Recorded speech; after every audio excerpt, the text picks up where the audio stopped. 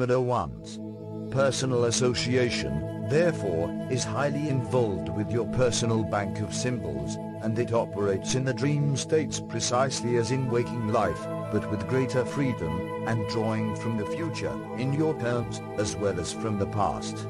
Therefore, you have greater use of symbolism in the dream state, for you are aware of past and future symbols. These vary in intensity, often they cluster together. Such multidimensional symbols will appear then in many ways, not simply visually. They will affect not only your own physical reality, but all realities in which you are involved. In a manner of speaking, the symbols that you know are but the tail end of greater symbols. Resume dictation. When I referred to your personal bank of symbols, I meant to specify that this bank was yours from the day of your birth and before. It contained the symbols of your past existences in your terms, and in your terms, you add to it in this life.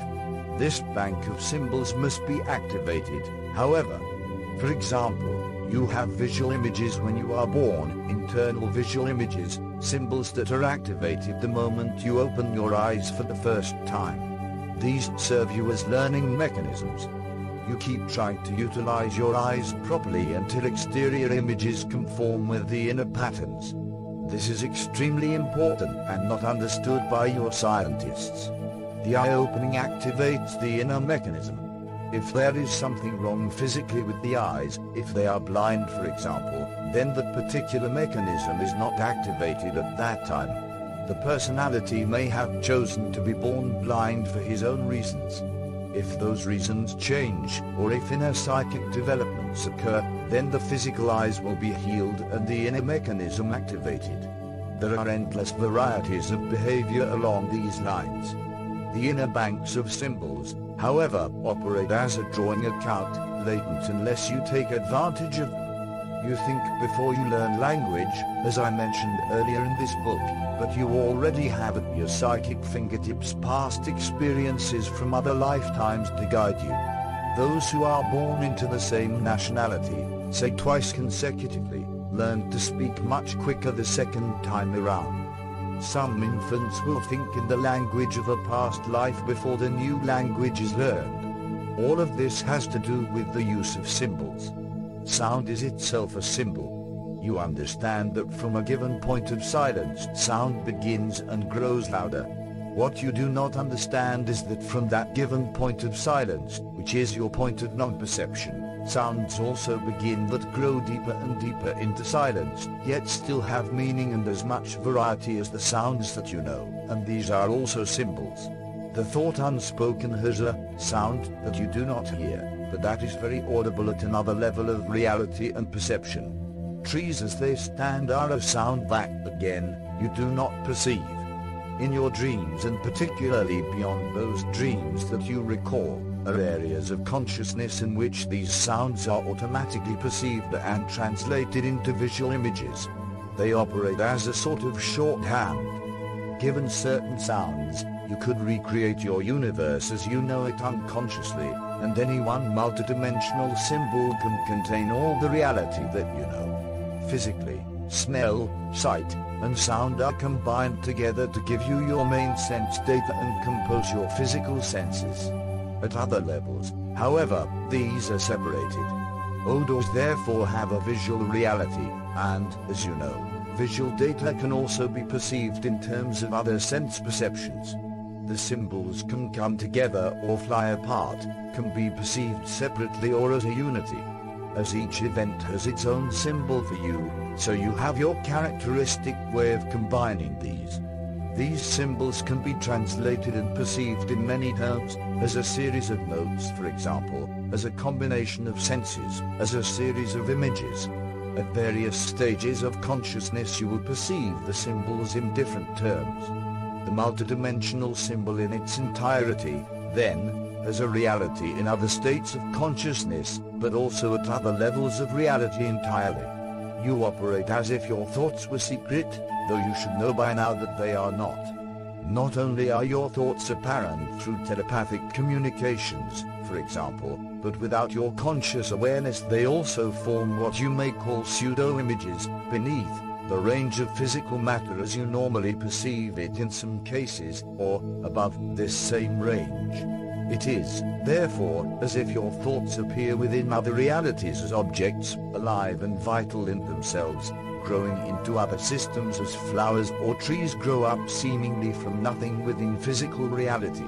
These can then be used as the raw material, so to speak, in certain other systems. They are the given, natural data, the raw material of creativity and the realities that you help seed but do not perceive. In this manner of speaking, your thoughts then follow laws. Their behavior follows laws, and their activities, that you do not understand, though you call your thoughts your own. They are then manipulated independently of you by other kinds of consciousness as ever-changing natural phenomena. The native consciousness within such systems is not aware of the origin of this phenomena, nor of your own reality. They take the evidence that appears to their senses as reality, as most of you do. It would not occur to them that this phenomenon originated outside of their own system. If I were to make the same statement, for example, to any of my readers, I would be accused of saying that physical reality was composed of the discards of the universe. I am not saying that, nor implying it in the case just mentioned. In your system you have a direct hand in the formation of physical reality. Your natural given data is the result of individual, mass, and collective thoughts, feelings, and emotions, materialized. Your system in this respect is more creative than the systems just mentioned.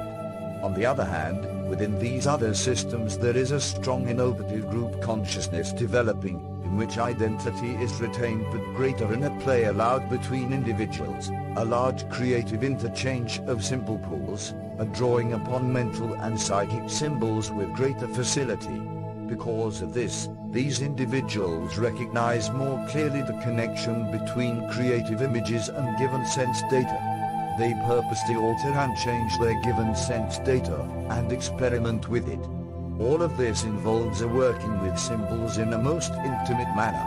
At certain levels of your personality you are aware of all the different ways in which symbols are used, not only in your system but in others. As mentioned earlier, no system of reality is closed. Your thoughts and images and feelings therefore alter the given sense data in some other systems. The innovative patterns developed in those systems, however, can be to some extent perceived within your own. There are constant bleed-throughs. In your various stages of consciousness you pass through areas that can be correlated with many of these systems. Some stages through which you pass are native stages to other kinds of consciousness, and while passing through these you will find yourself using symbols in the way that is characteristic of that level. Symbols should be fluid, ever-changing in their form. Some can be used as casements to house original experiences, as methods of deception therefore rather than illumination. When this happens, fear is always involved. Fear taken into the various stages of consciousness acts as a distorting lens, hiding the natural dimensions of all symbols, acting as a barrier and as an impediment to free flow. Symbols of an explosive nature serve as releasing agents, setting loose that which has been encased. Without physical storms you would all go insane. The aggressive nature of symbols is little understood, nor the relationship between aggression and creativity. These are far from opposing characteristics, and without an aggressive thrust, symbols would lack their high mobility. They would exist in a permanent kind of environment. It is both the creative and aggressive aspects of consciousness that allow it to use symbols, to move through various levels of experience, and the aggressive nature of thought that so propels it, despite your knowledge, into realities that you do not understand. Aggressiveness and passivity are both behind symbols of... And he had to discover his mind. And realizing that by the time that I'm in this kind of awareness that we have to invent a lot of words to describe our view and our communicating with ourselves. The Oxford Dictionary makes about 100,000 words indicating that human beings in the trial and error have discovered 100,000 monsters of information. It was so difficult that they really needed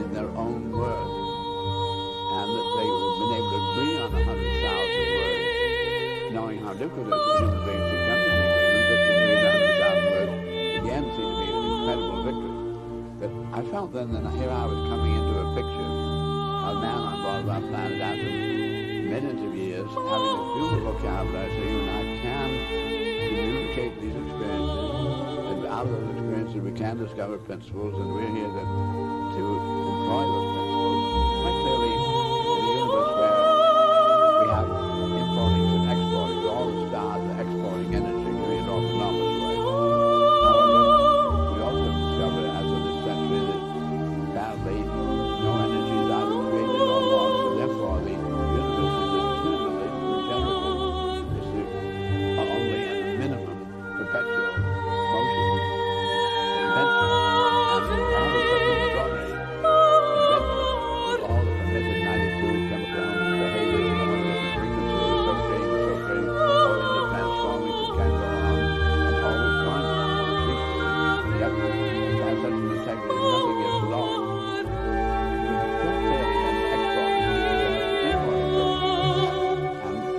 But these stars are all visible to you and I because the energy they give off. We will not be able to identify an importing center off in space the stars will be able to identify unless we happen to bounce certain objects.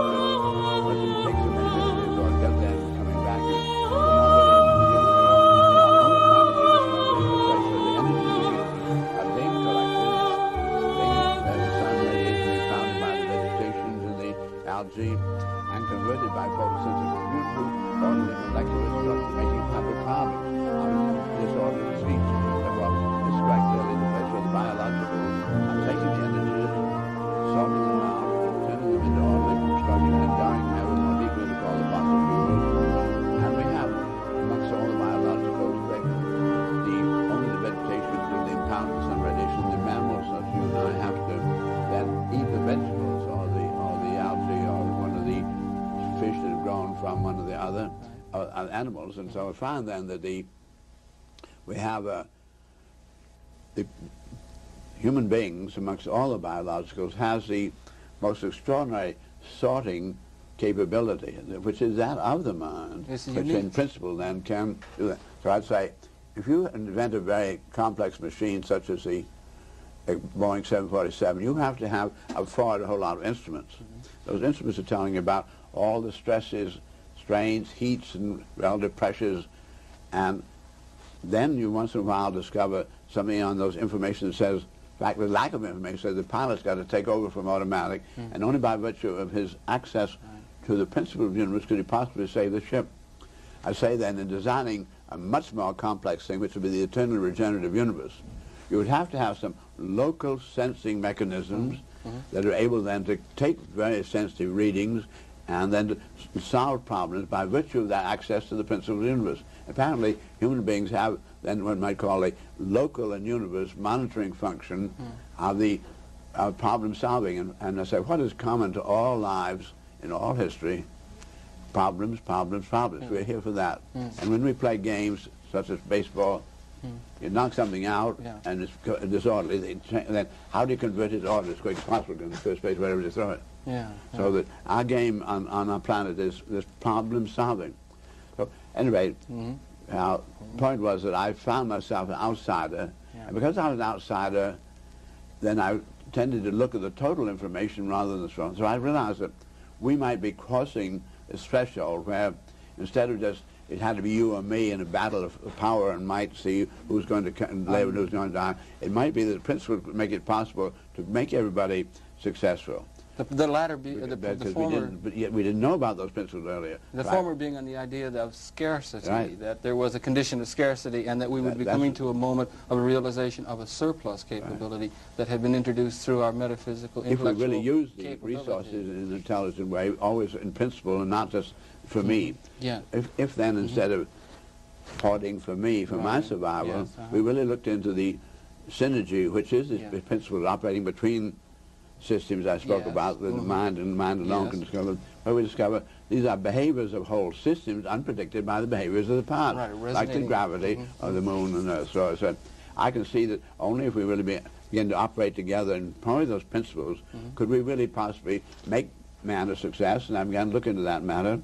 and saw that we did know how to fly and do a lot of these things very well, but we were assuming that there's not enough ground, so we were doing only a tackling science for war, or how are you going to kill to see which one is going to survive. It's true. That's been the history of the human condition, has been a condition of scarcity. Right. And it's you who has postulated I remember take particular reference to the article that was in the Life magazine in 1952, postulating a transference from the condition of scarcity, which had been characteristic of the human condition, to 1952 having arrived at, 43% coefficient between haveness and the world's population, and you're projecting a 20-odd year period to just about the time that we find ourselves in now, mid-1974, to when the planet would cross the 50% mark, and there would be a new kind of condition begin to be relevant to the assigning of our planetary design priorities. And it would seem to me that you had been gauging that with such an incredibly accurate kind of